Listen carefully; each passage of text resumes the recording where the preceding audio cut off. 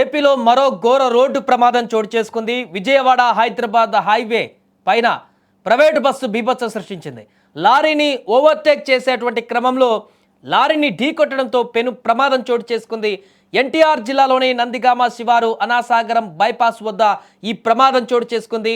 హైదరాబాద్ నుండి వెళ్తున్నటువంటి కావేరీ ట్రావెల్స్కి చెందినటువంటి ప్రైవేట్ బస్సు లారీని ఓవర్టేక్ చేస్తూ ఢీకొట్టడంతో ఈ ప్రమాదం సంభవించింది. ఈ ప్రమాదంలో ప్రస్తుతం అక్కడ చాలా మంది గాయపడ్డారు. ముగ్గురు పరిస్థితి విషమంగా ఉన్నట్లుగా తెలుస్తుంది. మరో 8 మందికి తీవ్ర గాయాలైనాయి. ఇక ప్రమాద సమయంలో బస్సులో మొత్తం 35 మంది ప్రయాణికులు కూడా ఉన్నట్టుగా తెలుస్తుంది. ఇక ఈ ప్రమాదం తర్వాత ప్రయాణికులు అందరూ కూడా ఒక్కసారిగా ఉలిక్కిపడ్డారు. గాఢ నిద్రలో ఉన్న సమయంలో చోటు చేసుకున్న ఈ ప్రమాదంతో ప్రయాణికులు అందరూ షాక్కు గురయ్యారు. ఈ ప్రమాదంలో ఎవరికి ఎటువంటి ప్రాణహాని ప్రస్తుతానికి లేకపోవడంతో అందరూ ఊపిరి పీల్చుకున్నారు. ప్రమాదం జరిగినటువంటి వెంటనే స్పందించిన హైవే మొబైల్ టీం సంఘటనా స్థలానికి చేరుకొని సహాయక చర్యలను ముమ్మరం చేశారు. క్షతగాత్రులను దగ్గరలో ఉన్న నందిగామ ప్రభుత్వ ఆసుపత్రికి కూడా తరలించి ప్రథమ చికిత్స అందించారు. ఇక ప్రథమ చికిత్స అనంతరం కొంతమందికి మెరుగైన వైద్య చికిత్సల కోసం విజయవాడకు కూడా తరలించారు. ఇక దీనికి సంబంధించిన పూర్తి వివరాలు తెలుసుకుందాం. మా ప్రతినిధి విజయవాడ నుంచి సాయి ఫోన్ లైన్లో మరిన్ని వివరాలు అందిస్తారు. సాయి, ప్రమాదం ఎలా జరిగింది? మరొక బస్సు ప్రమాదం అనేటువంటి వార్త ఇప్పుడు సంచలనంగా మారింది. దీనికి సంబంధించిన అప్డేట్స్ ఏంటి? బస్ ఎక్కాలంటేనే ప్రయాణికులు భయపడిపోతున్న పరిస్థితి. ప్రైవేట్ ట్రావెల్స్ మరొకటి ఆయన పక్కన పెడుతుంటే నైట్ పూట జర్నీ అంటే అందరూ భయపడిపోతున్నారు. వరుస ఘటనలు చూస్తూ ఉంటే నైట్ పూట బస్ జర్నీ సేఫ్ కాదని అయితే అర్థమవుతోంది. అయితే ఈ ప్రమాద విషయానికి వస్తే హైదరాబాద్ నుంచి విజయనగరం వెళ్తుంది via Vijayawada. So Vijayawada halting ఉంటుంది. హాల్టింగ్ తర్వాత అక్కడ నుంచి డైరెక్ట్ గా విశాఖపట్నం టు విజయనగరం వెళ్తుంది. బట్ ఇది అనాసాగరం దగ్గర హైవే ఉంటుంది. ఆ హైవే అంటే మొత్తం విజయవాడ టు హైదరాబాద్ హైవే అది సూపర్ ఫాస్ట్ గానే వెళ్తుంటాయి వెహికల్స్ అన్ని కూడా. అంటే ఎంత కంట్రోల్ చేసినా కూడా దాదాపు 140 పైన వెళ్తూ ఉంటాయి అక్కడ బస్సెస్ అన్ని కూడా నైట్ టైంలో. సో ఈ టైంలోనే లారీని ఓవర్టేక్ చేసే క్రమంలో లారీని వెనక నుంచి ఢీకొట్టింది బస్సు. అయితే ఈ ఘటనలో అదృష్టవశాత్తు ఎవరు చనిపోకపోవడం అనేది నిజంగా ఇది ఒక అదృష్టంగా భావించాలి. ఎందుకంటే బస్సు కండిషన్ చూసాక యాక్సిడెంట్ అయిన తర్వాత బస్సు కండిషన్ చూస్తూ ఉంటే ఖచ్చితంగా ఒక పెను ప్రమాదం సంభవించిందేమో అని అందరూ కూడా అనుమానించారు. కాకపోతే అదృష్టవశాత్తు చాలా మంది గాయాలతోనే బయటపడిన పరిస్థితి. దాదాపు 9 నుంచి 10 మంది వరకు గాయాలైన చెప్తున్నారు. అందులో 2-3కి కొంచెం సివియర్ ఇంజురీస్ అయ్యి మిగతా వాళ్ళందరికీ కూడా చిన్నపాటి గాయాలయ్యాయి. వాళ్ళందరినీ కూడా దగ్గరలో ఉన్న ఆసుపత్రికి తరలించారు.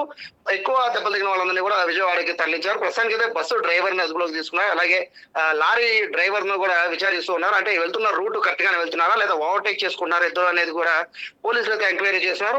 దీంట్లో మొత్తం 35 మంది ప్రయాణికులు. అది కూడా స్లీపర్ బస్ ఇది.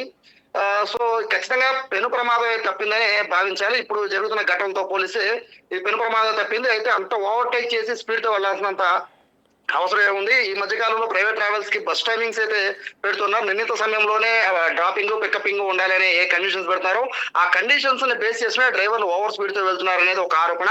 ఈ నేపథ్యంలోనే ఈ ఘోర ప్రమాదం జరిగింది.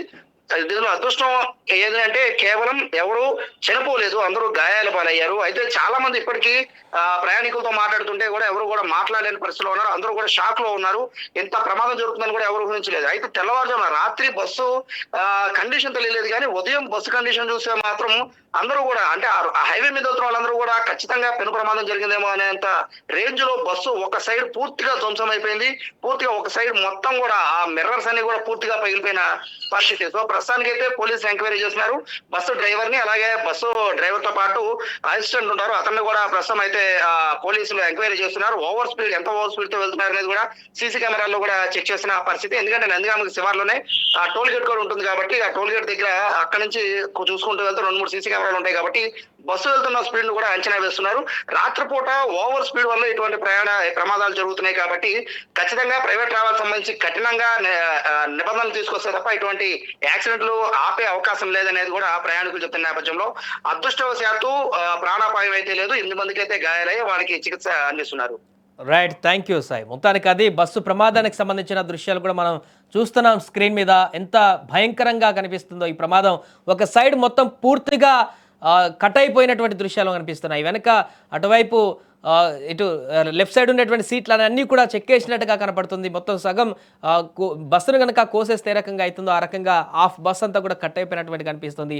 ఇంత దారుణమైనటువంటి యాక్సిడెంట్. అటువైపు వెళ్ళినటువంటి వారందరూ కూడా ఉదయం ఈ ప్రమాద తీవ్రతను చూసి మరలా కర్నూలు లేదంటే చేవెళ్ళ లాంటి ప్రమాదం ఏమైనా జరిగిందా అనేటువంటి ఒక తీవ్రమైనటువంటి భయాందోళనకు గురయ్యారు అటువైపు వెళ్ళేటువంటి ప్రయాణికులంతా కూడా. ఇప్పుడు చూస్తుంటే కూడా మనకు కనిపిస్తుంది. బట్ అదృష్టవశాత్తు ఇంత భారీ ప్రమాదంలో కూడా ప్రస్తుతానికి ఎవరు ప్రాణాలు కోల్పోలేదు.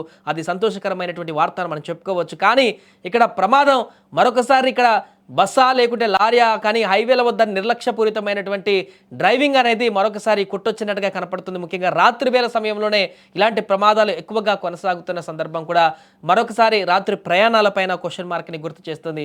ఏదేమైనా తాజాగా జరిగినటువంటి ప్రమాదం మరలా వరుస బస్సు ప్రమాదం. నేను సౌదీలో అనుకున్నాం, మన కర్నూలు చేవెళ్ళ ఇలా ఎక్కడ చూసినా, అంతకుముందు రాజస్థాన్ వరుసగా బస్సులకు సంబంధించినటువంటి ప్రమాదాలే కొనసాగుతుండడం అనేది కొంత ఆందోళనకరంగా మారింది.